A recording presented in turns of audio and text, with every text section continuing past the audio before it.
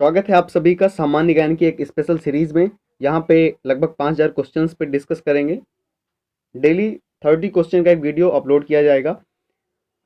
Special series में आपका स्वागत है। पहले क्वेश्चन पे चर्चा करते हैं। बेग कैसी राशि है? बेग है सदिश राशि, मतलब वेक्टर क्वांटिटी है। संविधान के प्रारूप पर अंतिम वाचन कब समाप्त हुआ था? आंसर है 26 नवंबर 1949 को संविधान के प्रारूप पर अंतिम वाचन समाप्त हुआ था। अगला क्वेश्चन है, कौन सा तत्व सबसे ज़्यादा सक्रिय होता है? आंसर है पोटेशियम। संकेत होता है पोटेशियम का के, वास्तविक नाम होता है केलियम। आगे बढ़ते हैं। किस स्थान पर बुद्ध ने 5 सन्यासियों के साथ संघ की स्थापना की थी? सही आंसर है सारनाथ। ये नाम याद रखिएगा आप, आगे चल के जरूरत पड़ेगी। आगे बढ़ते हैं। उमा की तपस्या, शिव पार्वती, बसंत प्रमाण किस चित्रकार की उत्कृष्ट कृतियां हैं? और उमा की तपस्या, शिव पार्वती, बसंत प्रमाण, ये सब चित्रकार जिसकी कृतियां हैं उनका नाम है नंदलाल बोस। ये नाम भी याद रखिएगा। सौर मंडल की खोज किसने की थी? आप सबको पता है, कॉपरनिकस ने की थी। भारत में निर्मित पहला उपग्रह प्रक्षेपण वाहन कौन सा था? आंसर है SLV-3। SLV का फुल फॉर्म होता है सैटेलाइट लॉन्च व्हीकल। आगे बढ़ते हैं अगर, और आगे बढ़ें तो भारत राष्ट्रीय जनसंख्या आयोग किस मंत्रालय के अधीन है? तो राष्ट्रीय जनसंख्या आयोग जो है वो स्वास्थ्य मंत्रालय के अंतर्गत आता है। आगे बढ़ते हैं, थोड़ा सा स्क्रॉल करते हैं, क्वेश्चंस कुछ और ले लेते हैं, इसके बाद बात करते हैं, इंपॉर्टेंट रहेगा। वज्रयान बौद्ध धर्म में बुद्ध यानी बोधिसत्व की संगिनी को क्या कहा जाता था? आंसर है तारा। ज़्यादा डिस्कस नहीं करेंगे। बनी ठनी किस शैली से संबंधित थी? बनी ठनी किशनगढ़ शैली से संबंधित थी। आगे बढ़ते हैं। 80% से अधिक कोशिकाओं में पाया जाने वाला पदार्थ कौन सा है? क्वेश्चन समझने में दिक्कत हो सकती है। पूछा यह गया है कि हमारी सेल्स यानी कोशिकाओं में 80% से ज़्यादा पाया जाने वाला पदार्थ कौन सा है? आंसर है जल। सूत्र होता है इसका H2O, ये याद रखिएगा। संविधान सभा द्वारा संविधान को कब पारित कर दिया गया?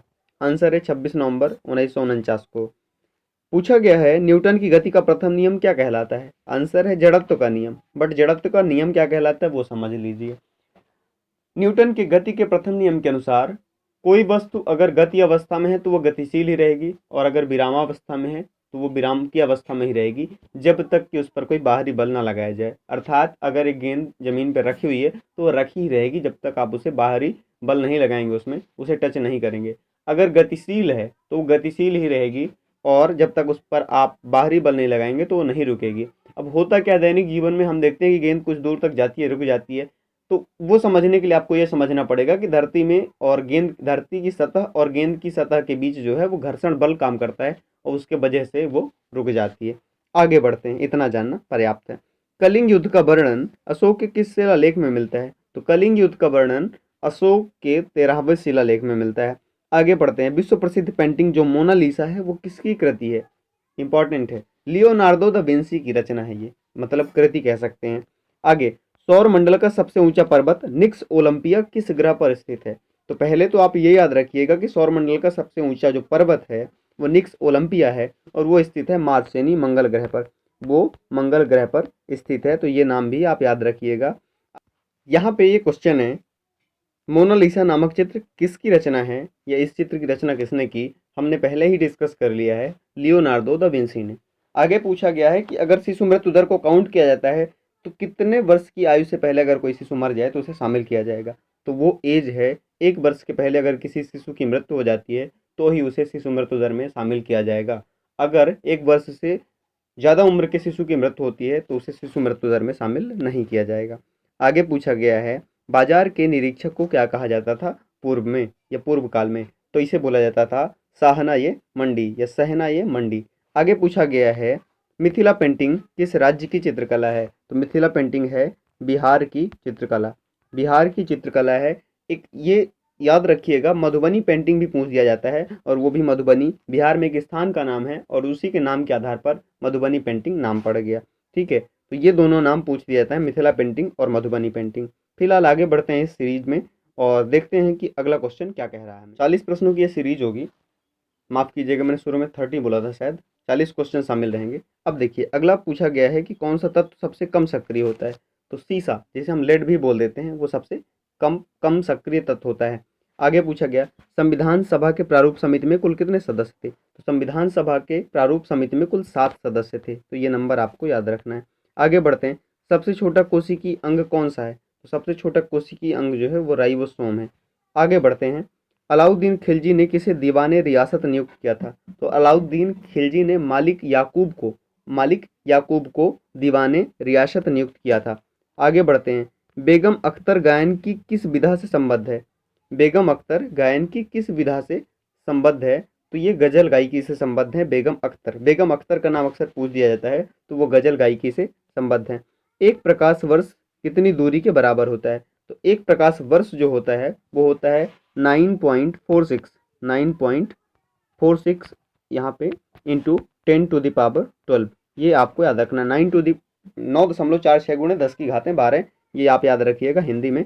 आगे बढ़ते हैं। ओलंपिक मशाल किस पदार्थ से प्रज्वलित की जाती है? तो ओलंपिक मशाल किस पदार्थ से प्रज्वलित की जाती है? वो सूर्य किरण से प्रज्वलित की जाती है। ये जरूरी चीज़ है। भारत में कुल जिलों की संख्या कितनी है? तो वो है 640। आगे बढ़ते हैं। सल्तनत कालीन सुल्तानों के शासनकाल में किसके शासनकाल में सर्वाधिक दास थे? तो आंसर है फिरोज शाह तुगलक। फिरोज शाह तुगलक के शासनकाल में सबसे ज़्यादा दास थे। आगे बढ़ते हैं।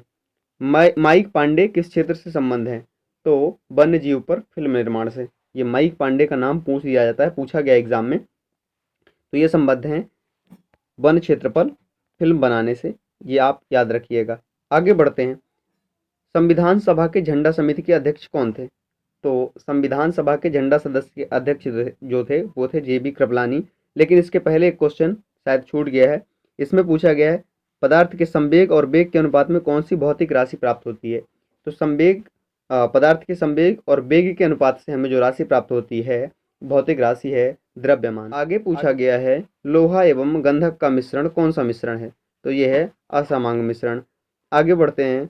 औरंगजेब ने शिवाजी के विरुद्ध दक्कन का सूबेदार बनाकर भेजा था, किसे भेजा था? तो वह है शाइस्ता खां को। आगे बढ़ते हैं। यहूदी